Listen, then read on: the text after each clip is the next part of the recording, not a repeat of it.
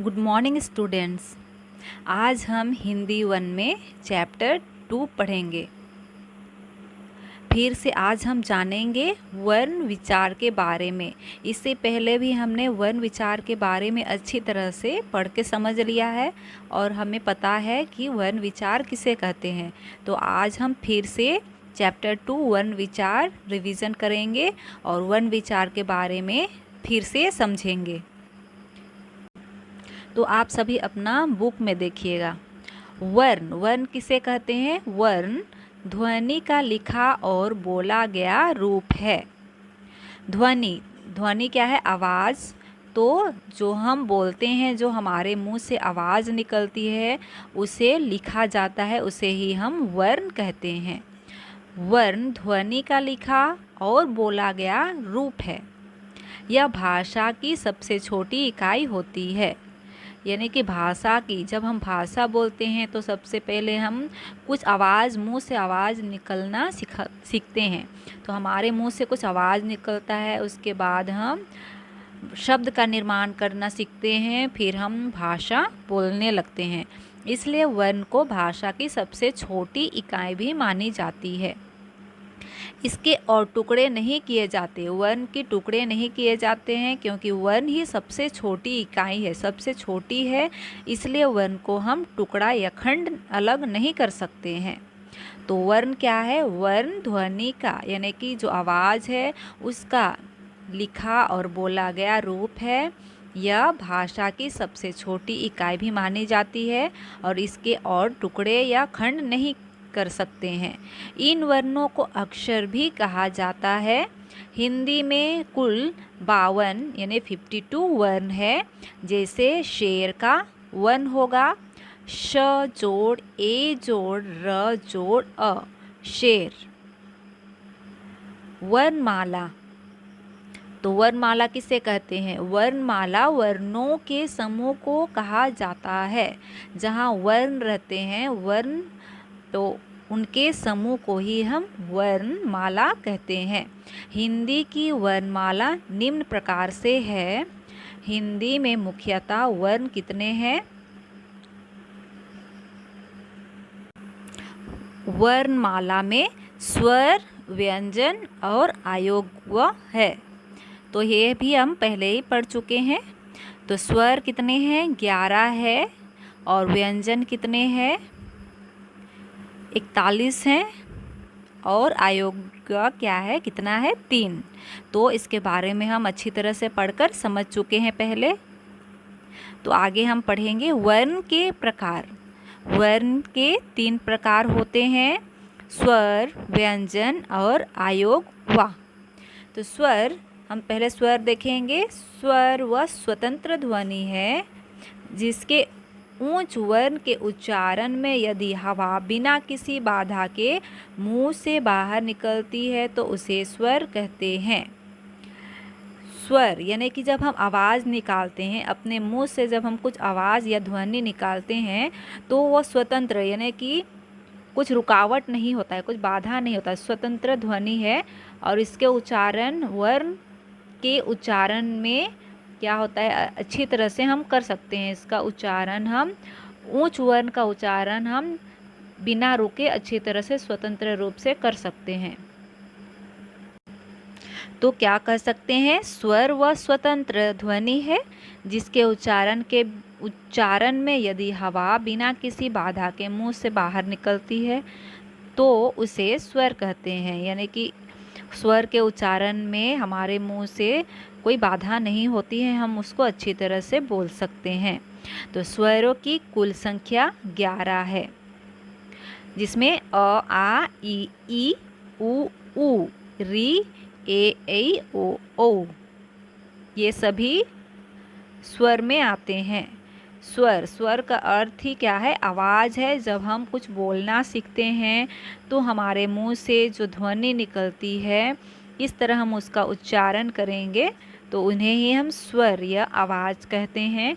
तो जब हम सीखते हैं कुछ बोलने तो हम क्या सीखे? सबसे पहले अपने मुंह से विभिन्न प्रकार की ध्वनि का उच्चारण करने। तो वही है अ, आ, ई, उ, री, ए, ऐ, ओ, औ। तो स्वर के प्रकार, स्वर के दो प्रकार होते हैं। पहला है ह्रस्व स्वर और दूसरा है दीर्घ स्वर। तो हमें पता ही है कि ह्रस्व और दीर्घ स्वर क्या है। तो ह्रस्व स्वर जिन स्वरों का उच्चारण करते समय कम समय लगता है, जिन स्वरों का उच्चारण करने में हमें कम समय लगता है उन्हें हम ह्रस्व स्वर कहते हैं। जैसे अ, ई, उ, ए और री, ये है ह्रस्व स्वर। और दीर्घ स्वर यानी दीर्घ का अर्थ ही होता है बड़ा। तो हमें समझना है कि दीर्घ का अर्थ क्या होता है, बड़ा। तो ह्रस्व स्वर से थोड़ा ज़्यादा समय लगता है दीर्घ स्वर का उच्चारण करने में।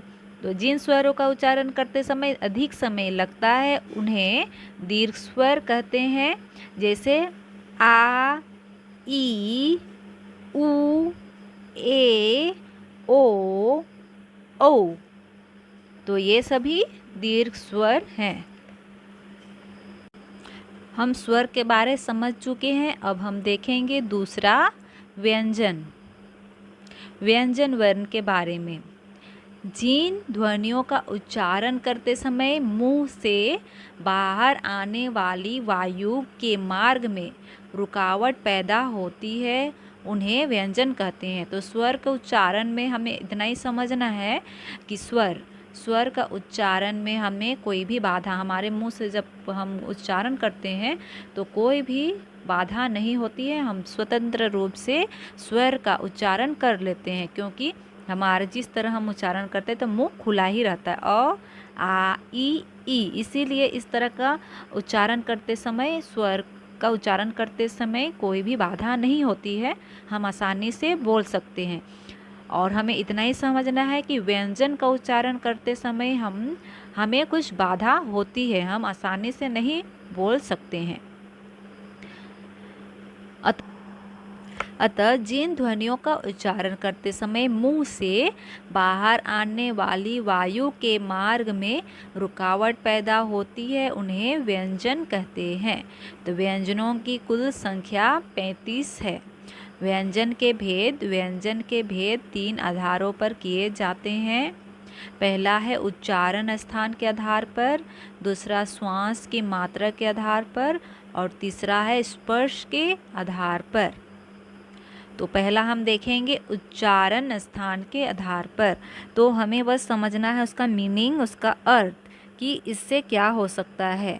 तो उच्चारण, तो हम जिसका उच्चारण स्पेलिंग करते हैं, उच्चारण करते हैं, तो उच्चारण के स्थान पर जिस तरह हम उसका उच्चारण करते हैं उसके स्थान पर क्या है, हम किस किस से उच्चारण कर सकते हैं शब्द वर्णों का। तो हमारे मुंह के जरिए ही हम उच्चारण करते हैं, लेकिन आवाज़ कहाँ कहाँ से आती है, किस किस माध्यम से आती है, उसी के बारे में है। तो उच्चारण स्थान के आधार पर है कंठ्य गला, तालव्य व्यंजन तालु, मूर्धन्य व्यंजन जीभ नोक मुंह से, और दंत्य दांत से, और वात्स्य मसूड़े है उससे, और ओष्ठ्य ओंठ से। तो हम देखते हैं किस तरह से इसका उच्चारण हम करते हैं। अब हम देखेंगे क, उच्चारण स्थान के आधार पर क कंठ्य, जो व्यंजन कंठ से बोले जाते हैं, कंठ यानी कि गला से जिसका उच्चारण होता है उन्हें कंठ्य व्यंजन कहते हैं। उनमें से क्या है, क, ख, ग, घ, अंग। तो आप भी उच्चारण करके देखिए तो आपको समझ आएगा। तो ये सभी क्या है, कंठ से उच्चारण किए जाते हैं, यानी कि इसका उच्चारण गला से होती है। ख, तालव्य व्यंजन, जिन व्यंजनों का उच्चारण तालु से होता है उन्हें तालव्य व्यंजन कहते हैं। तो तालव्य व्यंजन कौन कौन से हैं, च, छ, ज, ई, या, य और तलव्य श, ये सभी क्या है, तालव्य व्यंजन। ग, मूर्धन्य व्यंजन, जिन व्यंजनों के उच्चारण में जीभ की नोक मूर्ध को छूती है उन व्यंजनों को हम मूर्धन्य व्यंजन कहते हैं। जैसे ट, ठ, ड, ढ, न, अंग, ढ़, र, पिटकटा श मूर्धन्य व्यंजन है। तो आप सभी इन वर्णों का उच्चारण करके पढ़िए खुद से, तो समझ में आ जाएगा कि किस तरह से तालव्य, मूर्धन्य, दंत्य से इसका उच्चारण किया जाता है। अब देखेंगे दंत्य व्यंजन, जिन व्यंजनों का उच्चारण करने में जीभ की नाक ऊपर के दांतों को छूती है उन्हें दंत्य व्यंजन कहते हैं। दंत्य व्यंजन मतलब दांत से जिनका उच्चारण की जाती है उन्हें हम दंत्य व्यंजन कहते हैं। जैसे त, थ, द, ध, ये सभी है दंत्य व्यंजन। अब देखेंगे वात्सर्य व्यंजन, जिन व्यंजनों का उच्चारण में जीभ वात्स मुख मसूड़े को छूती है उन्हें वात्सर्य व्यंजन कहते हैं। जैसे न और स, ये है वात्सर्य व्यंजन। ओष्ठ्य व्यंजन, जिन व्यंजनों का उच्चारण स्थान दोनों ओंठ होते हैं उन्हें ओष्ठ्य व्यंजन कहते हैं। जैसे प, फ, ब, भ, म और व ओष्ठ्य व्यंजन है। तो इन सभी व्यंजनों का एक बार उच्चारण करके आप खुद से समझ लीजिए, आपको ज़रूर समझ में आएगा कि किस तरह से इनका उच्चारण किया जाता है उच्चारण स्थान के आधार पर। तो इन्हें समझने के लिए खुद से ही एक बार पढ़ के समझना पड़ेगा, इसलिए आप एक बार बोल के खुद ही समझ लीजिए, सब तब समझ में आएगा आपको। अब देखते हैं दूसरा, श्वास की मात्रा के आधार पर। हम स्पर्श के आधार पर समझ चुके हैं, उच्चारण स्थान के आधार पर समझ चुके हैं। अब हम दूसरा श्वास की मात्रा के आधार पर समझेंगे। श्वास की मात्रा के आधार पर व्यंजनों के दो भेद होते हैं, अल्प व्यंजन और महाप्राण व्यंजन। तो श्वास, तो हम पहले उच्चारण स्थान के आधार पर पढ़े कि किस तरह हम किसके जरिए उच्चारण करते हैं, और अब हम देखेंगे श्वास की मात्रा के आधार पर, यानी कि किस तरह हमको उच्चारण करने में श्वास की मात्रा थोड़ी लगती है, ज़्यादा लगती है, तो इनके बारे में हम जानेंगे। तो ये है, पहला है अल्प प्राण व्यंजन और दूसरा है महाप्राण व्यंजन। तो अल्प प्राण व्यंजन, जिन व्यंजनों का उच्चारण करते समय हवा की मात्रा कम हो उन्हें अल्प प्राण व्यंजन कहते हैं। वर्ग के पहले, तीसरे और पांचवें वर्ण अंतस्थ और ह को छोड़कर अन्य ऊष्म व्यंजन अल्प प्राण होते हैं। और महाप्राण व्यंजन, जिन व्यंजनों का उच्चारण करते समय हवा की मात्रा अधिक होती है उन्हें हम महाप्राण व्यंजन कहते हैं। जैसे क, च, ट, त, प वर्गों के दूसरे और चौथे व्यंजन तथा ह और ड महाप्राण व्यंजन हैं। तो अल्प प्राण और महाप्राण व्यंजन का चार्ट दिया हुआ है, आप खुद से पढ़कर समझ लीजिएगा, क्योंकि इससे पहले हमने वीडियो देख के समझ चुके हैं। तो आप ये चार्ट देख के खुद से समझ लीजिए कि अल्प प्राण और महाप्राण व्यंजन किस तरह के इनके वर्ग में है। क वर्ग, च वर्ग, इस तरह का वर्ग दिया हुआ है, उसके अल्प प्राण व्यंजन और महाप्राण व्यंजन कौन से हैं, तो ये खुद से पढ़ के समझ लीजिएगा। तो अब हम देखेंगे तीसरा, स्पर्श के आधार पर। स्पर्श का अर्थ क्या होता है, जो अनुभव हमें होती है, फीलिंग। तो स्पर्श के आधार पर व्यंजनों को तीन भागों में बांटा जा सकता है, स्पर्श व्यंजन, अंतस्थ व्यंजन और ऊष्म व्यंजन। स्पर्श व्यंजन, जिन व्यंजनों का उच्चारण करते समय हवा जीभ या ओंठ का स्पर्श करती हुई बाहर आती है उन्हें हम स्पर्श व्यंजन कहते हैं। स्पर्श व्यंजनों की कुल संख्या है 27। जिनका उच्चारण स्पर्श के जरिए होती है तो उनका क्या है 27 है। स्पर्श व्यंजनों की संख्या 27 है। अब हम देखेंगे अंतस्थ व्यंजन, जिन व्यंजनों का उच्चारण स्वर और व्यंजन के मध्य में होता है, यानी कि जिन व्यंजनों का उच्चारण स्वर और व्यंजन के मध्य होता है उन्हें अंतस्थ व्यंजन कहते हैं। इन्हें अर्ध स्वर भी कहा जाता है, यानी कि आधा स्वर भी कहा जाता है, जो है य, र, ल, व। ये है अंतस्थ व्यंजन। ग है उष्म व्यंजन, जिन व्यंजनों के उच्चारण में वायु घर्षण करती हुई बाहर निकलती है। जब हम उसका जिन स्वरों का उच्चारण करते हैं, व्यंजनों का उच्चारण करते हैं, तो हमारे मुंह से जो घर्षण करती हुई हवा निकलती है तो उन्हें हम क्या कहते हैं? उष्म व्यंजन। उष्म का अर्थ होता है गर्म। तो ऐसे व्यंजनों को उष्म व्यंजन कहते हैं, जैसे थ, पिटकटा श, स, ह। तो ये है उष्म व्यंजन। तीसरा आयोगवाह, जिन व्यंजनों की गिनती ना तो स्वरों में होती है और ना ही व्यंजनों में, उन्हें हम आयोगवाह कहते हैं। जैसे जो है अंग, आह और अ आयोगवाह हैं। यानी कि जिन व्यंजनों की गिनती ना तो स्वर और ना ही व्यंजन में होती है उन्हें आयोगवाह कहते हैं। तो वे कौन कौन है? अंग, आह और आ, ये है आयोगवाह। इन्हें क्रमशः अनुस्वर, अनुनासिक और विसर्गा भी कहा जाता है। तो अनुस्वर, अनुनासिक और विसर्गा, इसे तो हमें पता है किसे कहते हैं। तो अनुस्वर, जिन स्वरों के उच्चारण में वायु केवल नाक से निकलती है और उच्चारण झटके के साथ होता है, तब इसे हम उसे बिंदु के द्वारा प्रकट करते हैं, इसको अनुस्वर कहते हैं।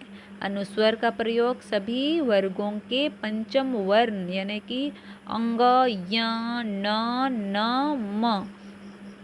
तो ये क्या है? पंचम वर्ण का अर्थ है जो पांचवें वर्ण के पांचवें नंबर पर आते हैं, जैसे अंग, य, न, म। तो इसके स्थान पर होता है, जैसे डंक, डंक, अंडा, ठंडा, अंतर, संपत, कंचन आदि। अनुस्वर हम समझ चुके। अब हम देखेंगे अनुनासिक। अनुनासिक क्या है? चंद्र बिंदु। जब किसी वर्ण का उच्चारण करते समय हवा मुंह के अलावा नासिका यानी कि नाक से भी निकलती है तो उसे हम अनुनासिक कहते हैं। इसे चंद्र बिंदु द्वारा प्रकट किया जाता है। चांद के आकार यानी चंद्र बिंदु से प्रकट करते हैं, जैसे चांद, बूंद, कुंवर, आँख। तो ये सभी उच्चारण चंद्र बिंदु। तो इसका उच्चारण किस तरह हुआ? इसका उच्चारण नाक और मुंह दोनों से हुआ ना। जब किसी वर्ण का उच्चारण करते समय हवा मुंह के अलावा नासिका यानी कि मुंह के साथ साथ नाक से भी होती है, उन्हें हम अनुनासिक कहते हैं। तो इनका उच्चारण हम मुंह और नाक के जरिए किए, चांद, बूंद, कुंवर, आँख। तो अब हम देखेंगे विसर्गा। विसर्गा का प्रयोग स्वतंत्र रूप से कहीं नहीं होता। हिंदी के अपने शब्दों में भी विसर्गा का प्रयोग नहीं होता। उदाहरण है स्वतः, अंत, पुनः, प्रता। तो विसर्गा का प्रयोग अधिकतर ये है संस्कृत शब्दों में किए जाते हैं। संस्कृत भाषा के शब्दों में विसर्गा का प्रयोग अधिकतर होता है। तो ये सभी संस्कृत के ही शब्द हैं जो यहाँ बोला जा रहा है। स्वतंत्र, स्वतः, अंत, पुनः, प्रता। तो ये सभी संस्कृत के ही शब्द हैं। विसर्गा का उच्चारण ह की तरह ही होता है। तो इस प्रकार हम आज वर्ण विचार के बारे में फिर से समझ चुके हैं। तो आप अपना बुक अच्छी तरह से फिर से पढ़कर समझ लीजिए, आपको ज़रूर सभी समझ में अच्छी तरह से आ ही जाएगी।